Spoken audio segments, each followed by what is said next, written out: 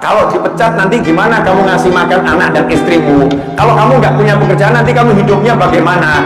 Kamu nanti khauful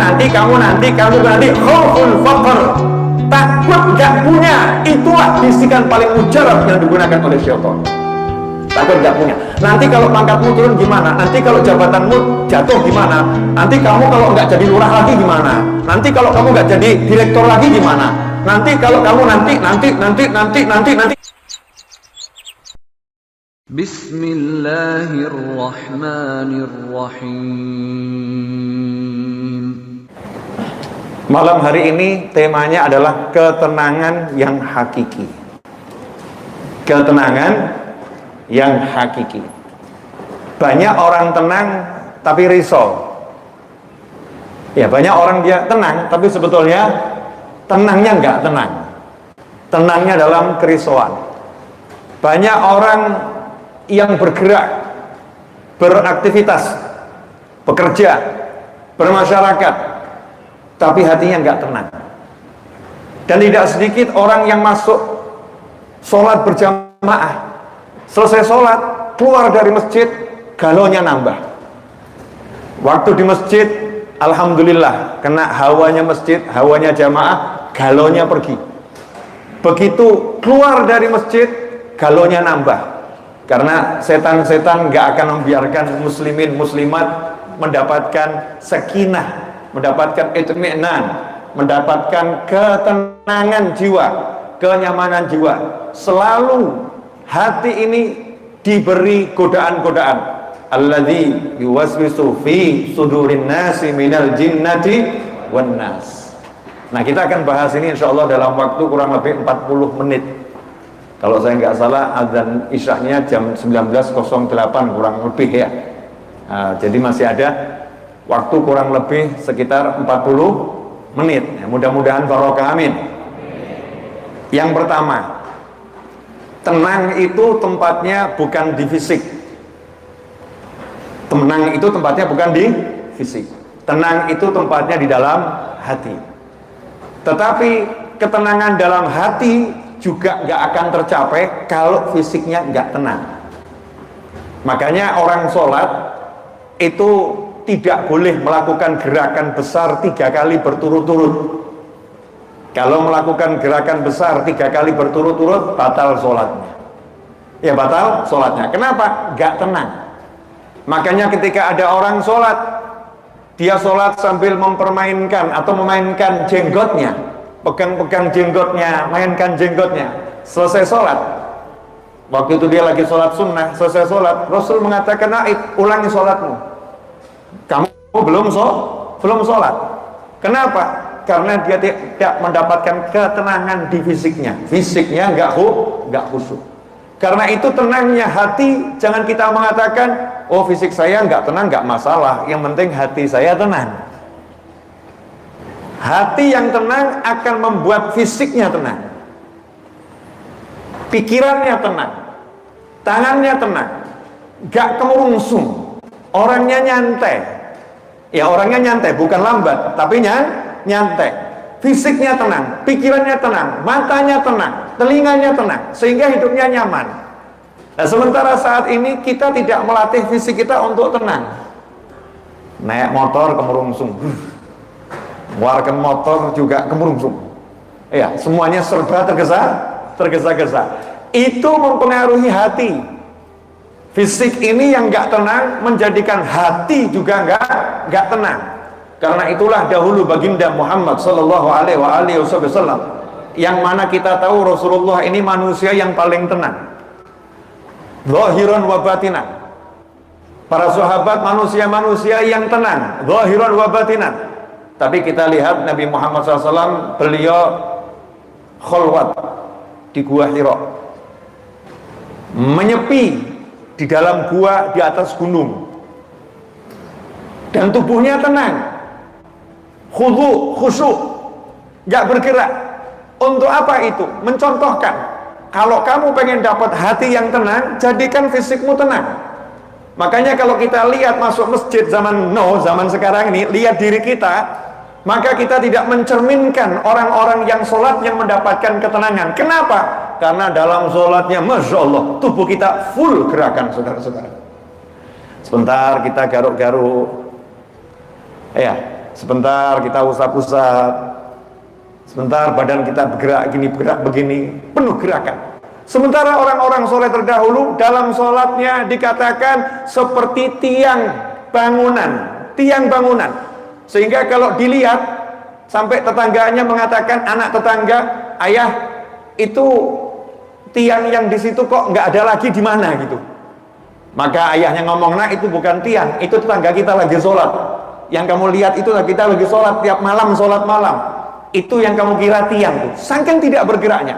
Sahabat-sahabat Nabi Muhammad SAW ketika majelis ilmu, majelis zikir, duduk bersama Nabi Muhammad SAW, apa gambarnya? Ketenangan. Kalau sekarang ini di dalam masjid seringkali kita lupa, handphone kita pun gak tenang. Tengah-tengah sholat muncul suara lagu yang aneh-aneh, ya kita lupa, gak dapatkan ketenangan. Di zaman Nabi Muhammad SAW gak ada sahabat yang di majelis berbicara satu dengan yang lain. Disifatkan ka'anna ala ru'usimut thair, seakan-akan di atas kepala para sahabat bertengger seekor burung. Saking tenangnya fisiknya, sehingga burung bisa bertengger di atas kepala sahabat. Coba kalau sekarang ini burung masuk ke majelis, insya Allah itu kita akan bergerak-gerak. Jangankan burung, baru lalat satu pun membuat kita heboh, saudara-saudara. Gak tenang fisiknya. Nah, sahabat tenang fisiknya. Ketenangan fisik ini karena apa? Hatinya tenang. Hatinya tenang. Saya mau ambil contoh ya, mohon maaf dengan segala hormat. Kalau kita ada janji sama orang, kemudian kita sholat. Ketika sholat, handphonenya berdering, walaupun getar, gak ada suara, tapi kelihatan nyala-nyala. Selesai sholat kita zikir atau ambil handphone? Jujur, zikir atau ambil handphone? Nah, inilah bid'ah 2021. Setelah sholat tuh sunnahnya adalah zikir, tapi yang terjadi sekarang setelah sholat ambil handphone. Bahkan ada yang setelah sholat update status, alhamdulillah selesai berjamaah, alhamdulillah selesai berjamaah. Macam-macam ini. Kalau sahabat Nabi Muhammad SAW ketika di luar sholat ketenangannya seperti itu, apalagi di dalam sholat gak ada yang bergerak. Itu yang diajarkan Nabi Muhammad SAW, itu yang diajarkan para sahabat, itu yang diajarkan para tabi'in, itu yang diajarkan kaum solihin. Tetapi kita sekarang ini kita sholat dengan tubuh yang tidak bisa tenang, apalagi pikiran kita. Tubuhnya saja nggak bisa dikendalikan, apalagi pikirannya. Tubuhnya saja penuh gerakan, apalagi hatinya. Ikhwani rahimakumullah. Karena itu kita perlu belajar untuk menjadikan tubuh kita tenang di saat-saat harus tenang. Contoh, duduk sama orang tua, sama duduk sama istri yang dicinta, tenang mana?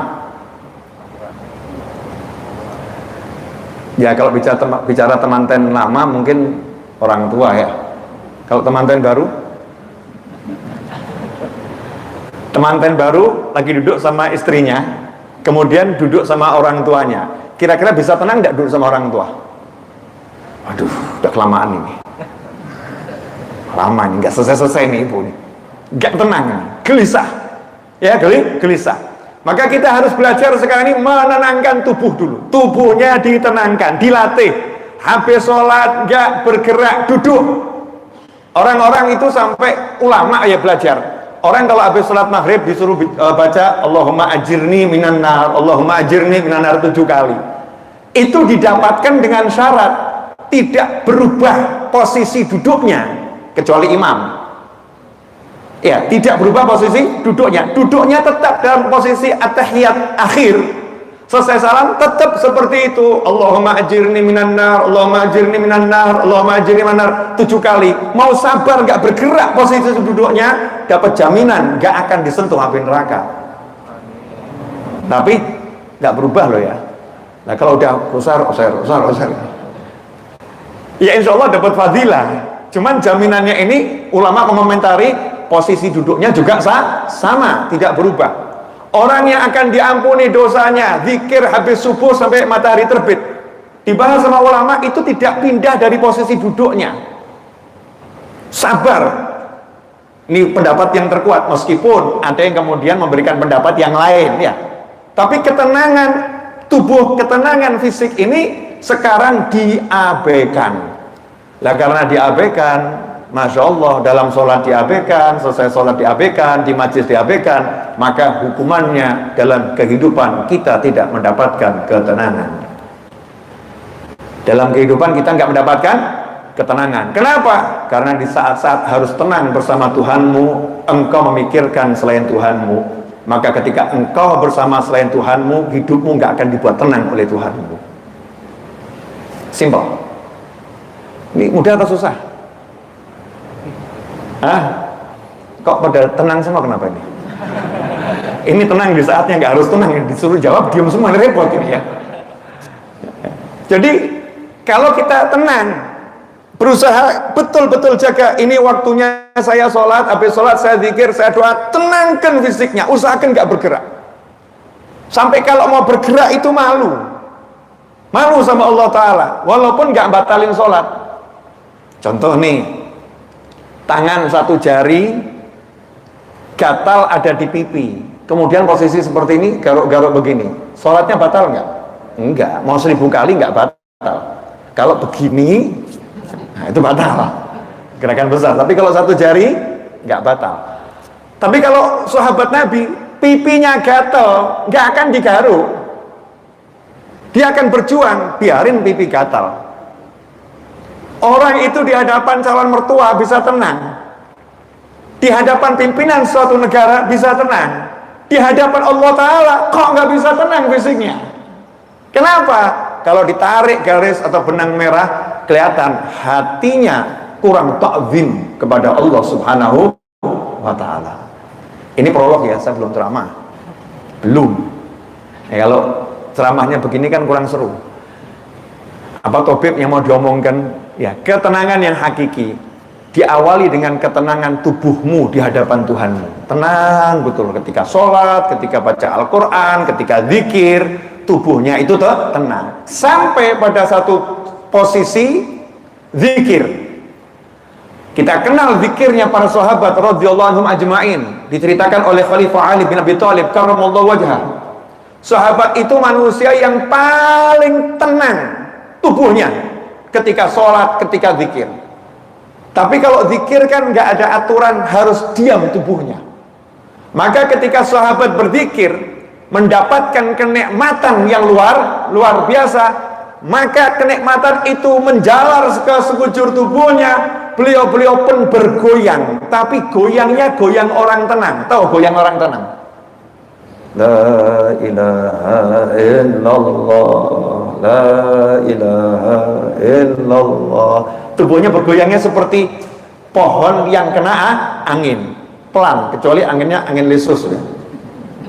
Ini maksudnya angin normal gitu. Goyangnya apa? Pelan. Itu namanya goyang yang diizinkan, karena memang merasakan nikmat yang luar biasa. Nah, ikhwani rahimakumullah, kalau kita sudah berjuang melatih diri fisiknya tenang, nanti tiba-tiba hati ini nggak usah diapa-apain, mudah tenang, nggak kemurungsung, hatinya nyantai. Makanya kita ini aneh kalau lihat orang-orang di luar Islam, senam yoga, ya, atau ada orang-orang di luar Islam yang kemudian dia bersila, tubuhnya bisa tenang. Kita heran, kok bisa begitu ya? Padahal aturan pertama sholat itu tubuh harus tenang. Berarti kita nggak ngelatih. Berarti kita nggak perhatian nih sama aturan sholat. Berarti kita anggap sholat yang penting berdiri. Udah qiyam berdiri, mau berdirinya tubuhnya sampai begini-begini nggak masalah, nggak batal sholatmu. Saya nggak bicara batal atau nggak batal, tapi bagaimana sholat kita bermakna untuk kita di hadapan Allah Subhanahu wa Ta'ala. Ternyata di situ tenang. Orang ruku, tumak ninah ketika ruku itu harus sekujur tubuh tenang.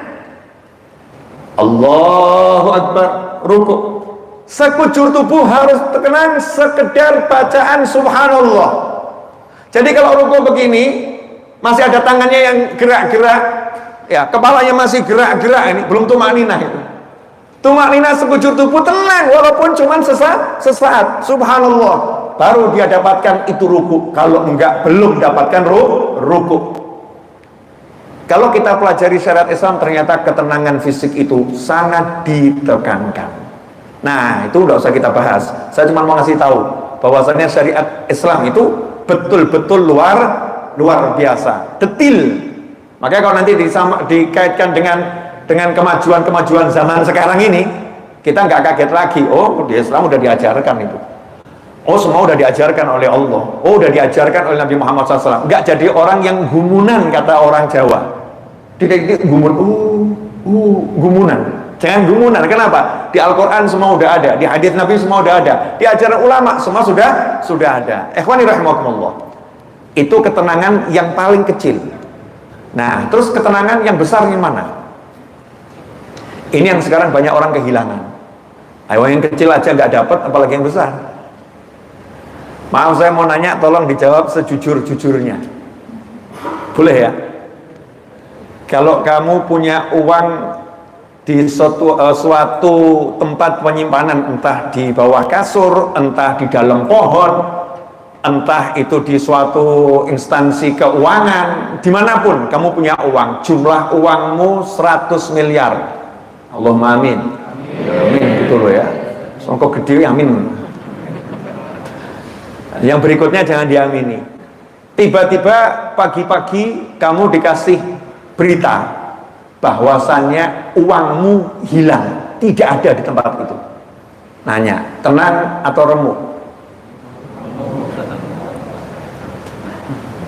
Tenang atau remuk? Remuk. Remuk itu bahasa Indonesianya apa? Lebih dari hancur, remuk gitu ya. Hancur pol. Galau atau enggak galau? Kenapa galau? Uangnya hilang, galau. Kenapa uang hilang buat kamu galau?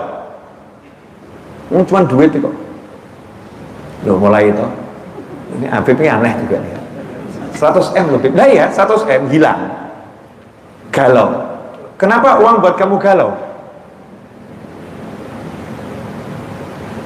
Ini yang harusnya kita tanya sama diri kita. Kenapa kehilangan uang, kenapa kehilangan pangkat, kenapa kehilangan sesuatu di diri kita membuat kita galau, tetapi kehilangan sholat berjamaah nggak membuat kita galau. Kehilangan 2 rakaat sholat sunnah fajar nggak membuat kita galau. Padahal rakaatan, ya 2 rakaat sholat fajar khairun minad dunya wa ma fiha. 2 rakaat sholat sunnah fajar lebih baik daripada kamu punya dunia dan segala isinya. Segala isinya itu termasuk bidadari-bidadari cantik di dunia. Masya Allah, punya istri 4 ayu kabeh. Nanya, pengen enggak? Pengen enggak? Oh, di bawah ada ibu-ibu loh, hati-hati. Ini live streaming ini. Punya suami ganteng pol, minimal mirip saya. Pengen enggak? Lu minimal kan ya? Minimal ganteng pol, ibu-ibu, mbak-mbak, pengen enggak? Pengen. Oh, ngomong tuh kok pengen tuh, jawab tuh, pengen. Amin, lu amin tuh. Ah, ini yang di YouTube ini jawab tuh kan, amin gitu. Jadi kalau punya istri 4 cantik semua, kemudian istrinya hilang, galau enggak? Belum tentu. Tapi ya umumnya kan enggak galau. Punya suami ganteng direbut orang, galau enggak? Galau. 2 rakaat sholat sunnah fajar hilang, galau enggak? Biasa saja, cuman sunnah. Masya Allah, cuman sunnah, cuman sunnah, cuman sunnah. Ngeri. Kita ini ngeri.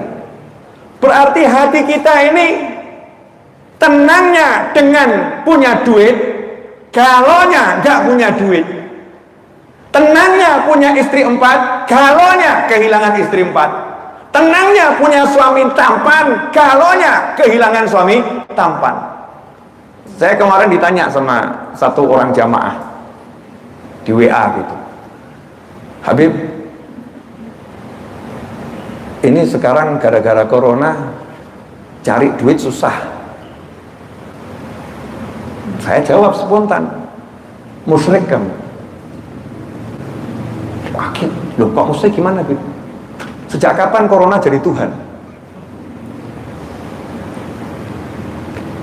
Pikiran kita ini kerasukan setan dari mana? Sehingga corona menentukan rezekimu sedikit, rezekimu banyak. Corona menentukan kamu punya duit, kamu gak punya duit. Corona menentukan hidupmu enak, hidupmu gak enak. Ajaran siapa itu? Musyrik. Baru sadar, ya juga ya. Emangnya Tuhannya 2000 sama 2020, 2021 beda? Nanya saya, Tuhan tahun 2019 sama Tuhan tahun 2020 sama Tuhanmu tahun 2021 beda atau sama? Sama. Kalau beda ya naudzubillah min dzalik, ngeri. Sama, la ilaha illallah. Sampai kapanpun Tuhannya Allah. Gak ada yang bisa ngasih rezeki selain Allah. Gak ada yang bisa menghambat rezeki selain Allah. Corona gak bisa menghambat rezekimu. Corona gak bisa nambah rezekimu. Yang bisa Allah Ta'ala. Makanya jangan pernah jadikan dirimu itu galonya karena sesuatu, senangnya karena sesuatu. Jadikan dirimu ala bidzikrillahi tatmainnul qulub. Yang ngomong siapa ini? Kok tenang semua kenapa? Ala bidzikrillahi tatmainnul qulub. Yang ngomong siapa? Yang ngomong siapa? Jawab yang keras meskipun pakai masker. Yang ngomong siapa? Allah bilang ala bidzikrillahi tatmainnul qulub. Hei Naufal bin Muhammad Al-Idrus, ilmumu sebanyak apapun gak bisa buat kamu tenang kalau kamu gak ingat sama Allah.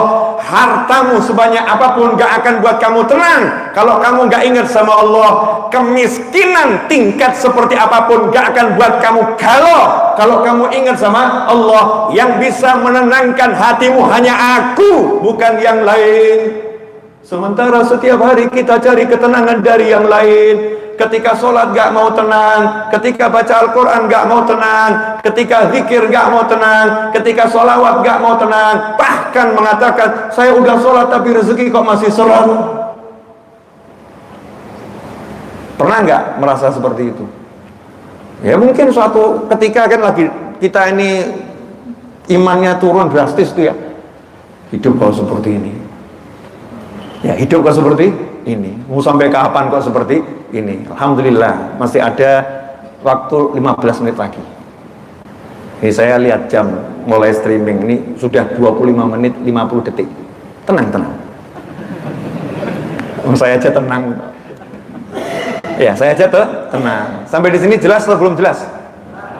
Jadi kalau tubuh tadi itu ketenangan yang kecil. Itu pun kita dilatih sama Allah Ta'ala. Yang kecil dilatih. Nah ketenangan yang besar sama Allah dikasih tahu.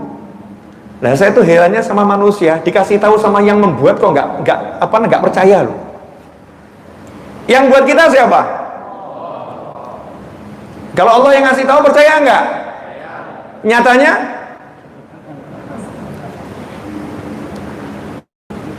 cuman dengan ingat Allah, kamu akan tenang. Kamu sebut Allah, ingatkan hatimu. Allah yang bisa memberi saya rezeki, Allah yang bisa nolong saya, Allah yang bisa nyehatin saya, Allah yang bisa mengangkat derajat saya. Allah, Allah, Allah, Allah, Allah. Sebut itu terus dalam hati, ingatkan itu, pasti tenang. Tapi kalau yang dibuat sandaran itu bukan Allah, qul huwallahu Allahus samad. Allah udah bilang katakan Allah yang Maha Esa, hanya Allah yang ada. Allahus samad, Allah tempatnya bersandar, bergantung hanya Allah. Lah kita kok cari sandaran gantungan selain Allah, ya udah remuk pasti hancur, ya pasti nggak akan mendapatkan ketenangan. Ketenangannya semu, bukan ketenangan yang hakiki. Ikhwani rahimakumullah, coba cek lagi di tubuh manusia ini ada setan. Ya, ada nggak setan? Ada. Allah bilang, alladzi yuwaswisu fi sudurin nasi minal jinnati wan nas. Dah, saya kasih sedikit tafsirnya ayat ini, mau? Jangan banyak-banyak. Qul a'udzu birabbin nas. Yang ngucap qul siapa? Allah. Allah bilang kepada Nabi Muhammad SAW, katakan kepada semuanya. Jadi kalau nggak ada Nabi, kita nggak dapat ini. Ini Allah ngasih apa ya, bocoran gitu ya, ngasih informasi lewat Nabi Muhammad SAW. Qul, katakanlah, qul a'udzu birabbin nas. Allah yang ngajarin cara berlindung, ngajarin cara berlindung. Kira-kira kalau yang ngajarin Allah itu berarti perlindungannya biasa atau luar biasa? Luar biasa. Kita disuruh baca pagi 3 kali, malam 3 kali. Mau tidur juga suruh baca. Tapi kita baca enggak? Aman-aman saja. Oh, kita enggak butuh perlindungannya Allah, enggak usah dibaca. Setan kayak manusia enggak nakutin, jadi enggak usah. Allahnya ngajarin, qul a'udzu birabbin nas, malikin nas, ilahin nas. Enggak cuma satu loh, beda dengan qul a'udzu birabbil falaq min syarri ma khalaq. Surat Al-Falaq itu cuma satu, qul a'udzu birabbil falaq. Katakanlah aku berlindung ya dengan Tuhannya yang mengurusi waktu datangnya kegelapan. Masya Allah, satu tok. Yang dipakai nama Allah satu. Tapi kok An-Nas 3 ya? Qul a'udzu birabbin nas, malikin nas, ilahin nas. Yang pertama sebagai rububiyah yang maha ngurusi manusia, malikin nas ya, maharajanya manusia, baru ilahin nas. Untuk apa? Nah, ini bedanya. Kalau Al-Falaq itu urusannya sama jasmani. Jasmani itu penting untuk kita berlindung, tapi cukup satu saja nama Allah yang dipakai, jasmani, dari sihir. Ini jasmani, fisik. Tapi kalau An-Nas ini perlindungan bukan fisik, perlindungan hati. Karena perlindungan hati, bagian yang paling penting dari manusia adalah hati, rohani paling penting. Maka perlindungannya nggak cukup 1 sampai 3 nama Allah dipakai. Qul a'udzu birabbin nas, malikin nas, ilahin nas, min syarril waswasil khannas. Dari keburukan al-waswas al-khannas. Siapa al-waswas al-khannas? Setan. Dari keburukan setan yang sifatnya itu suka membisik-bisikin. Nanti kalau disebut nama Allah, dia lari pergi. Orangnya zikir, dia pergi. Orang yang gak zikir, dia kembali. Ini al-khannas. Alladzi yuwaswisu fi sudurin nas. Al-khannas ini kerjanya bisik-bisikin di sudurin nas, bukan di hati manusia ya. Nggak ada terjemahannya di hati manusia. Di mana? Sudurin nas, dada manusia. Nah, kenapa dikatakan di dada manusia? Ini detailnya Al-Quran. Kenapa yang namanya setan pembisik ini bisikinnya di dada bukan di hati? Karena hati tempat suci, hati tempat sakral, hati dilindungi oleh Allah Subhanahu wa ta'ala. Setan gak diizinkan masuk ke dalam hati. Setan cuman boleh nyampe ke pelataran hati, sodor, halamannya hati. Kayak kita belajar tafsir nanti jadi enak paham. Alladzi yuwaswisu fi sudurin nas, di pelataran hati. Setannya datang ke situ, di pelataran hati. Ibarat hati itu rumah, setannya di halaman. Setannya di halaman tapi bisikin, di luar ada makanan enak loh, yuk keluar, dibisikin. Nah, kalau hati ini mendengarkan, maka setannya akan ngajak temennya yang lain. Bayangkan kalau kita mendengarkan bisikan setan terus, halaman hati kita penuh dengan setan. Akhirnya, walaupun nggak masuk, sama dengan masuk. Alladzi yuwaswisu fi sudurin nas minal jinnati wan nas. Ada setannya dari golongan jin, ada setannya dari golongan manusia. Itu tafsir yang pertama. Tafsir yang kedua, setan yang bisikin jin dan setannya juga bisikin manusia. Jin yang beriman dan manusia yang beriman sama-sama dibisiki oleh setan. Dua tafsir. Nah, Para ulama mengatakan kalau ngadepin setan yang setan jin tadi, nggak usah keder. Kenapa? Cukup kamu ucap Allah, hilang itu setannya. Tapi kalau setannya itu manusia, kamu hatamkan Al-Quran di hadapannya, nggak akan hilang dia. Setan manusia ini nggak ngeri. Makanya kita suruh sering baca surat An-Nas ini, biar kita diselamatkan dari bisikan-bisikan tersebut. Nah ini yang buat gak tenang. Yang gak buat tenang ini karena hati dibiarkan dibisikin macam-macam.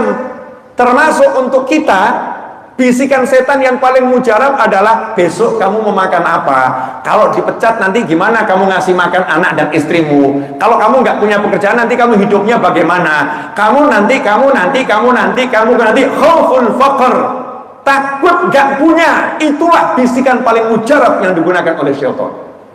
Takut gak punya. Nanti kalau pangkatmu turun gimana? Nanti kalau jabatanmu jatuh gimana? Nanti kamu kalau nggak jadi lurah lagi gimana? Nanti kalau kamu nggak jadi direktur lagi gimana? Nanti kalau kamu nanti gimana? Tapi nggak pernah ada bisikan. Nanti kalau kamu nggak sholat berjamaah gimana? Nggak ada. Nah ini. Nah gimana caranya tenang? Allah ngasih tahu. Yang ngasih tahu Allah loh ya. Ala bidzikrillahi tatmainnul qulub. Ketahuilah, hanya dengan ingat sama Allah kamu tenang. Hatimu tenang.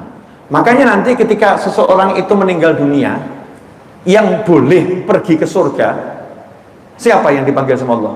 Ya ayyatuhan nafsul mutmainnah. Hei jiwa yang tenang, jiwa yang bergejolak mampir dulu. Naudzubillah min dzalik. Jiwa yang tenang.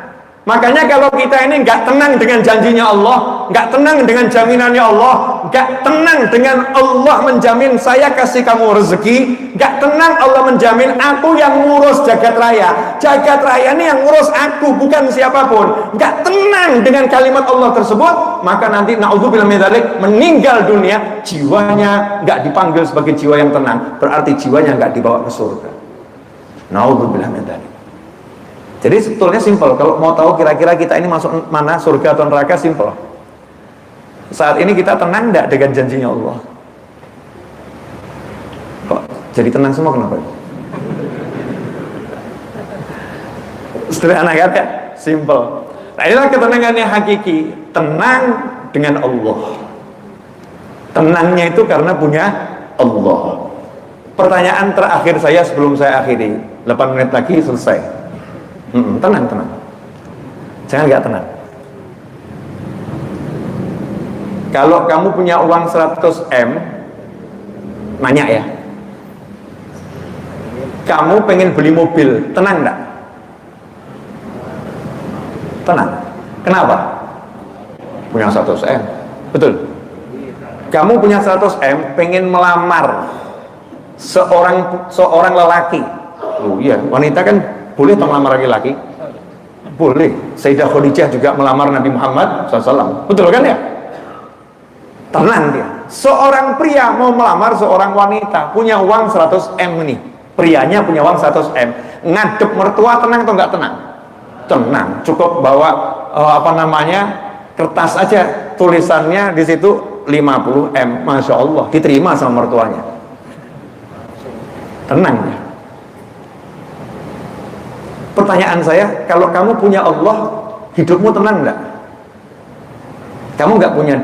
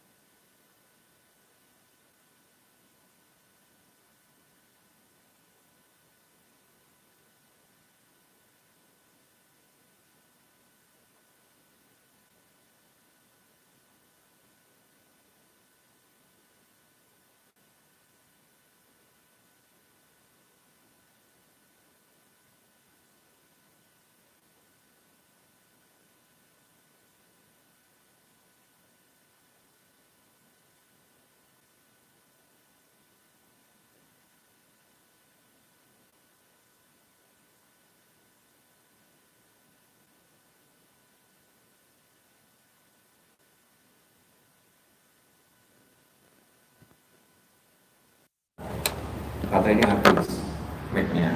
Oke, padahal saya nggak lihat. Tiba-tiba kok di situ ada teriak-teriak, suaranya tuh ya diingatkan sama Allah. Belajar tenang, ya belajar tenang.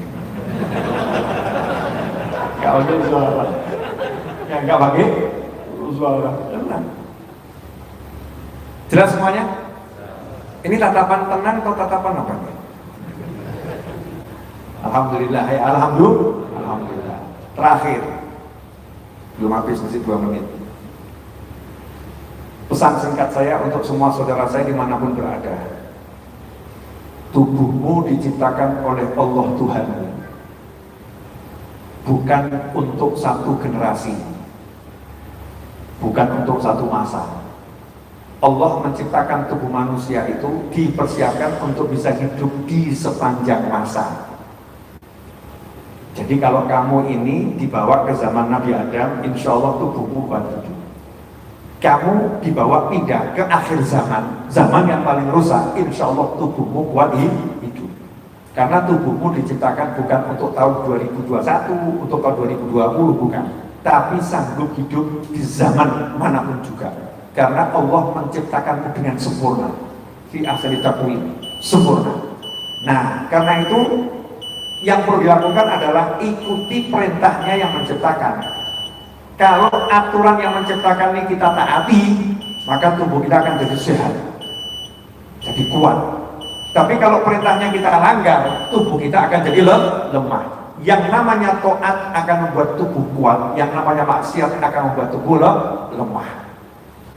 Di samping itu ya ingat, tubuh ini kan sudah diajarin, nggak ada sejarah Nabi makanlah banyak-banyak, no. Tidurlah lama-lama, nggak ada.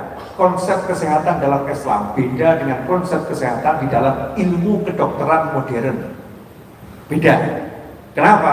Karena kedokteran ya di sono tidak mengenal yang namanya ruh, nggak mengenal yang namanya ruh. Mati menurut ilmu kedokteran yang saya tahu, kalau naik sama dokter definisi mati berhentinya jantung. Nggak ada nanti kalau di rumah sakit apa ya telah keluar ruhnya dari jasadnya, enggak, no. Jantung berhenti ya jam sekian itu tanda kematian, enggak dibahas ruh. Makanya enggak ada dokter ngasih resep ya ini nanti kamu baca zikir 200 kali, kemudian nanti kamu minum vitamin C, enggak ada resep begitu. Resep buat ruh ini enggak ada, karena dokter hanya mengurusi fisik.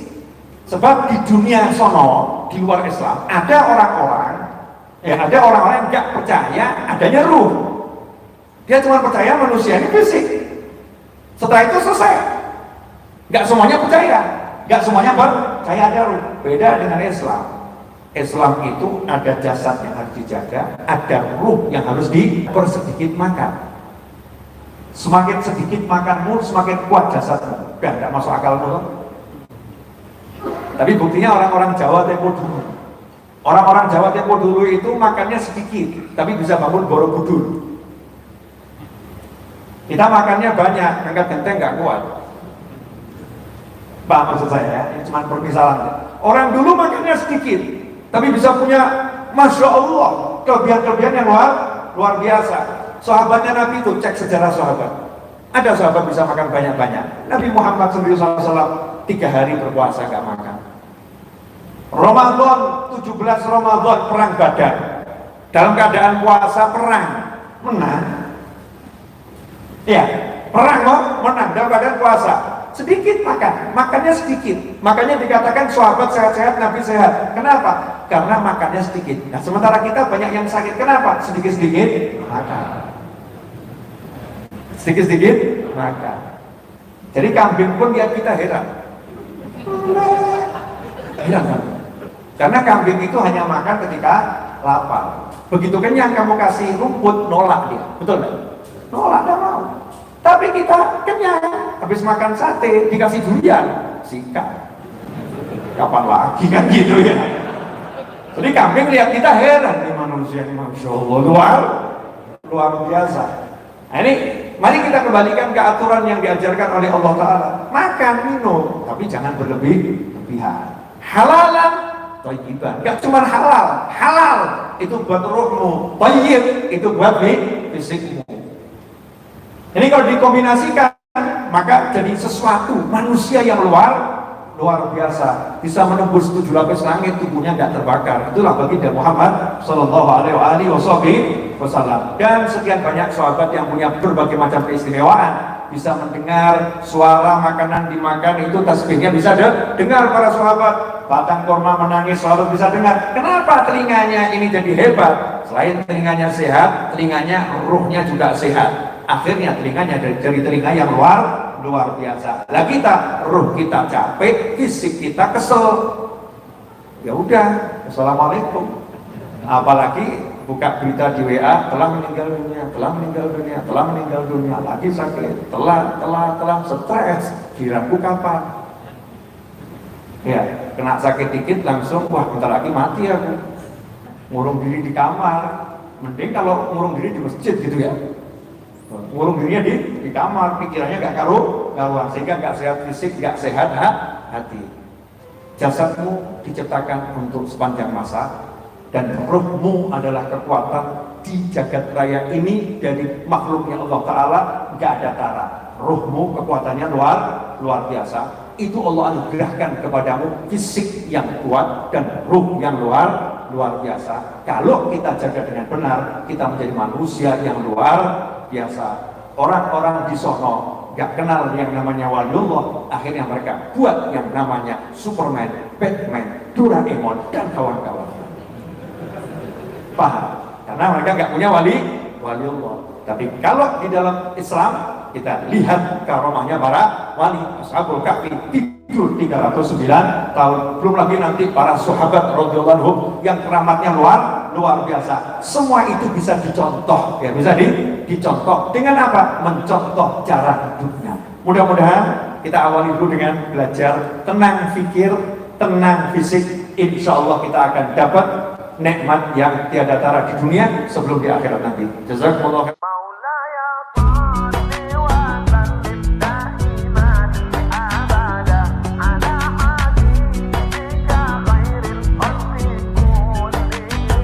مولاي